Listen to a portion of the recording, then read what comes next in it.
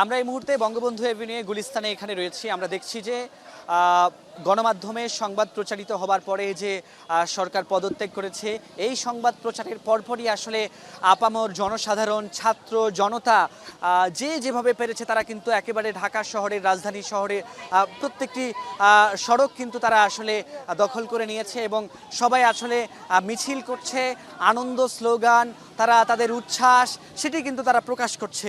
এখানে যে বঙ্গবন্ধু এভিনিউয়ে যে আওয়ামী লীগের যে অফিস রয়েছে, সেই আওয়ামী লীগের অফিসে আসলে ভাঙচুর হয়েছে এবং এর আশপাশে যতগুলো ভবন এবং বিভিন্ন অফিস ছিল সেগুলোতেও কিন্তু ভাঙচুর এবং অগ্নিসংযোগ হয়েছে এবং আমরা দেখেছি যে এখানকার আওয়ামী লীগের বা আওয়ামী লীগের বিভিন্ন অঙ্গ সংগঠনের বিভিন্ন ব্যানার, ফেস্টুন যা যেখানে ছিল সবগুলোই কিন্তু ছিঁড়ে ফেলা হয়েছে এবং আমরা দেখেছি যে মাওলানা ভাসানী যে স্টেডিয়াম রয়েছে সেটির বাইরে যে আমরা দেখেছি যে এরপরে বঙ্গবন্ধু স্টেডিয়াম, সেখানে বাইরে যে বঙ্গবন্ধুর যে প্রতিকৃতি ছিল সেই প্রতিকৃতিতেও কিন্তু আমরা ভাঙচুর এবং সেখানে অগ্নিসংযোগ করতে দেখেছি।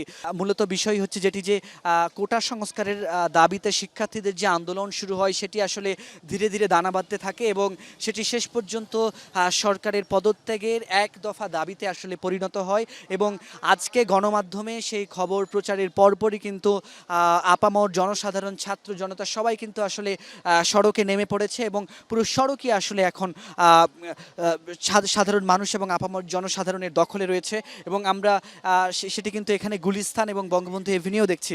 আমরা দেখছি যে এখানে যে পাশেই যে বঙ্গভবন রয়েছে, বঙ্গভবনের আশপাশে কিন্তু ব্যাপক নিরাপত্তা এখানে দেয়া হচ্ছে। এখানে আমরা দেখেছি যে সেনাবাহিনীর লোকজন এখানে কড়া নিরাপত্তায় রয়েছে। এর আশপাশে আসলে ভেতরে কাউকে ঢুকতে দেওয়া হচ্ছে না। এছাড়া বাদবাকি সব সড়কই কিন্তু জনসাধারণের দখলে এবং তারা এখানে কিন্তু আনন্দ উচ্ছ্বাস উপভোগ করছেন। তো এই ছিল আমার কাছে বঙ্গবন্ধু এভিনিউ থেকে সবশেষ।